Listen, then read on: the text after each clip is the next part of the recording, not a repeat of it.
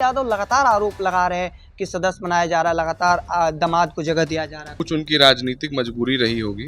वैसे तो मैं उनसे अभी खान सर के रिसेप्शन में मिला था, लेकिन हाँ, डिस्ट्रिक्ट एडमिनिस्ट्रेशन जो रहा होगा उस समय का, वो कुछ होता है कि कभी अतिक्रमण को लेकर कुछ इसको लेकर उन लोगों को शक हुआ था ऐसा, जबकि ऐसा वास्तविकता में नहीं था। हाँ, जब पापा अगर जीवित रहते तो मेरी इच्छा, मेरी रुचि ज़रूर राजनीति में थी, लेकिन अब पिताजी नहीं हैं तो उनके दो महत्वपूर्ण कार्य हैं। एक तो विराट रामायण मंदिर जो विश्व का सबसे बड़ा मंदिर है, एक उसे पूरा करना है, और दूसरा जो अपने मृत्यु के 15 दिन पूर्व उन्होंने महावीर बाल कैंसर अस्पताल की नींव रखी। सदस्य बनाया गया, उसके बाद लोगों में एक पक्ष यह भी कहने लगा कि सायन कुणाल को अध्यक्ष बनाया जाना चाहिए था। इतना सदस्य बनाए जाने के बाद इतना आरोप प्रत्यारोप क्यों चल? मेरी उम्र अभी कम है, बहुत कुछ सीखना बाकी है। अभी इस टेन्योर में जो 5 वर्ष का है उसमें बहुत कुछ सीखने को मिलेगा। लेकिन मैं बताऊं कि 2005 से 2016 तक मेरे पिताजी धार्मिक न्यास बोर्ड के पहले एडमिनिस्ट्रेटर और फिर चेयरमैन। मेरे पिताजी जिस भी फील्ड में रहे उन्होंने बहुत नाम कमाया।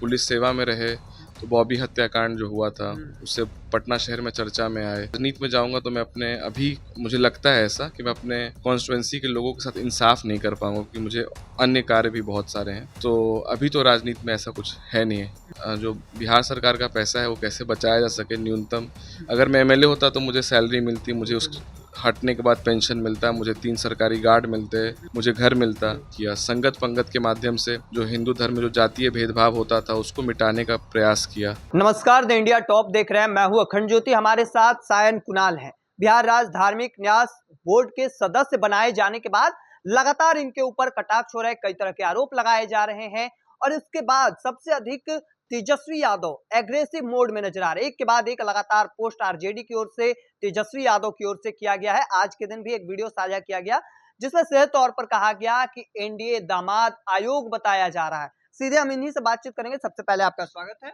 बहुत बहुत धन्यवाद। किस तरीके से देखते हैं, सबसे पहले आपको ढेर सारी बधाई, शुभकामनाएं सदस्य बनाए जाने पे। Thank you. किस तरीके से देखते हैं, तेजस्वी यादव लगातार आरोप लगा रहे हैं कि सदस्य बनाया जा रहा है, लगातार दामाद को जगह दिया जा रहा है। कुछ उनकी राजनीतिक मजबूरी रही होगी।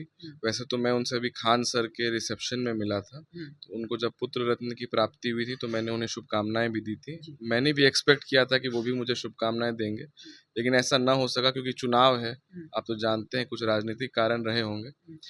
लेकिन मैं बताऊं कि 2005 से 2016 तक मेरे पिताजी धार्मिक न्यास बोर्ड के पहले एडमिनिस्ट्रेटर और फिर चेयरमैन रहे, और उन्होंने धार्मिक न्यास बोर्ड को जो आज वर्तमान स्थिति में है उसको बनाने में उनकी बहुत बड़ा योगदान रहा। मैं तो केवल एक सदस्य बना हूँ, प्रोफेसर रणवीर नंदन इसके अध्यक्ष हैं, और मेरे अलावा भी, उनके अलावा भी 9 लोग अन्य भी हैं। जो पूरे बिहार के मठ मंदिर हैं उनको कैसे संरक्षित किया जाए, कैसे उनको सुरक्षित किया जाए, इस दिशा में काम करेंगे। तो चर्चा इस बात को लेकर भी थी, लोग ऐसा, जैसे ही आप सदस्य बनाए गए उसके बाद लोगों में एक पक्ष यह भी कहने लगा कि सायन कुणाल को अध्यक्ष बनाया जाना चाहिए था। इतना सदस्य बनाए जाने के बाद इतना आरोप प्रत्यारोप क्यों चल रहा है? मेरी उम्र अभी कम है, बहुत कुछ सीखना बाकी है। अभी इस टेन्योर में जो 5 वर्ष का है उसमें बहुत कुछ सीखने को मिलेगा, धार्मिक संस्थानों के बारे में, कि कैसे जो मंदिरों में जो चंदा आता है, जो पैसे आते हैं, उसका सदुपयोग हो सके और वापस जनता के भलाई में खर्च हो सके। तो अभी सीखने की उम्र है, तो अभी सीखूंगा, फिर आगे देखा जाएगा। एक सवाल यह भी रहेगा कि सदस्य बनाए जाने के पहले चर्चा इस बात को लेकर खूब चल रही थी सियासी गलियारों में कि सायन कुणाल किसी सीट से चुनाव लड़ सकते हैं विधानसभा, चूंकि विधानसभा चुनाव भी नजदीक है।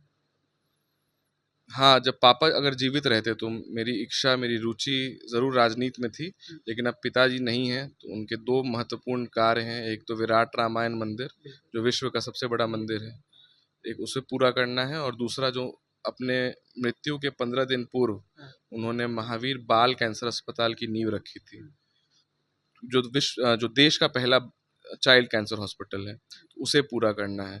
तो मैं अगर राजनीति में जाऊंगा तो मैं अपने, अभी मुझे लगता है ऐसा कि मैं अपने कॉन्स्टिट्यूएंसी के लोगों के साथ इंसाफ नहीं कर पाऊंगा, क्योंकि मुझे अन्य कार्य भी बहुत सारे हैं।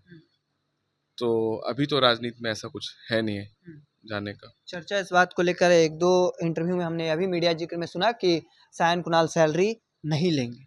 हाँ, क्योंकि मेरा मानना है कि जो बिहार सरकार का पैसा है वो कैसे बचाया जा सके न्यूनतम, अगर मैं एमएलए होता तो मुझे सैलरी मिलती, मुझे उस हटने के बाद पेंशन मिलता, मुझे 3 सरकारी गार्ड मिलते, मुझे घर मिलता, लेकिन उसको छोड़ के मैं अपने पिताजी के सपने को पूरा करना चाहता हूँ, क्योंकि कहीं ना कहीं बेटा होना एक कर्तव्य होता है कि अपने पिताजी के जो अधूरे काम छूट गए हैं उसे कैसे पूरा किया जा सके।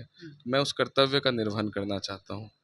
एक सवाल यह भी रहेगा कि जैसे ही आरोप प्रत्यारोप शुरू हुआ इनके सदस्य बनाए जाने के बाद, जैसे ही तेजस्वी यादव एग्रेसिव मोड में आए, एक पक्ष उतरकर यह भी कहने लगा कि सायन कुणाल के पिता किशोर कुणाल, स्वर्गीय किशोर कुणाल जी के बारे में इतिहास को खंगालना चाहिए। ये किस तरीके से अपने पिता के कामकाज को सायन कुणाल देख रहे हैं?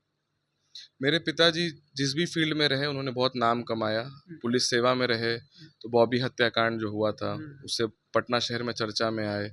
उसके अलावा किसी भी पैरवी को नहीं सुनना, अपन जो न्यायोचित है उसको करना। उसके बाद वो संस्कृत में उनकी रुचि थी तो संस्कृत विश्वविद्यालय के कुलपति बने।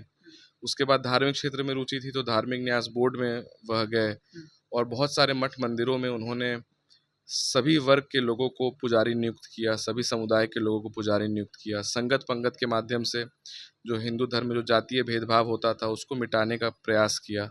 तो मेरा मानना है कि जिस भी फील्ड में रहे उस फील्ड में उन्होंने सर्वोत्तम कार्य किए। जब वह महावीर मंदिर संस्थान से जुड़े तो 9 अस्पतालों का निर्माण कराया जिसमें न्यूनतम दर पर लोगों का इलाज हो रहा है। तो सोशल सर्विस हो, धार्मिक क्षेत्र हो, पुलिस सेवा हो, संस्कृत स्कॉलर वाला क्षेत्र हो, तो चारों दिशाओं में अपना परचम लहराया। तो अब इतिहास की बातें हैं, इस पर विशेष और क्या कहें। एक सवाल जो सबसे अधिक इस दिनों सियासी गलियारों में जो चल रही है कि लालू प्रसाद यादव के छाती पर चढ़कर रोका गया था महावीर मंदिर को तोड़ने से, वो काम किए थे किशोर कुणाल साहब। किस तरीके से आज आप उनके बेटे हैं, देख रहे हैं इस कार्य को? अब इसके बारे में तो मुझे बहुत जानकारी नहीं है, लेकिन हाँ, डिस्ट्रिक्ट एडमिनिस्ट्रेशन जो रहा होगा उस समय का, वो कुछ होता है कि कभी अतिक्रमण को लेकर, कुछ इसको लेकर उन लोगों को शक हुआ था ऐसा, जबकि ऐसा वास्तविकता में नहीं था। अब आप जिस विषय का जिक्र करें उस पर तो नहीं बोलना चाहेंगे, लेकिन हाँ, ये कैसे फॉल्स एक्विजिशन लगाए गए थे, महावीर मंदिर की ज़मीन अतिक्रमित है, उसको कैसे, उसको न्यायिक तौर पर कैसे लड़ाई लड़ी गई, तो ये जरूर हुआ था। वो साहब कुणाल साहब किए थे, लड़े थे लालू प्रसाद यादव के खिलाफ। डिस्ट्रिक्ट एडमिनिस्ट्रेशन जो पटना का था उससे लड़े थे। तो देखिए, सीधे तौर पर जो बातें हैं वह खुलकर सामने आई। और देखिए, एक जो चर्चा लगातार एनडीए के भीतर कहा जा रहा है तेजस्वी यादव की ओर से कि दामाद आयोग बना दिया चाहिए, मेहरारू आयोग बना, तमाम जो चीज है वो उसका जिक्र किया जा रहा है। हालांकि इन चीजों को लेकर खुले तौर पर बातचीत करते नजर आए सायन कुणाल थे, तमाम जो सवालों पर जवाब देते नजर आए थे। तब तक के तमाम हर अपडेट को देखते रहने के लिए इंडिया टॉप देखते रहे। धन्यवाद।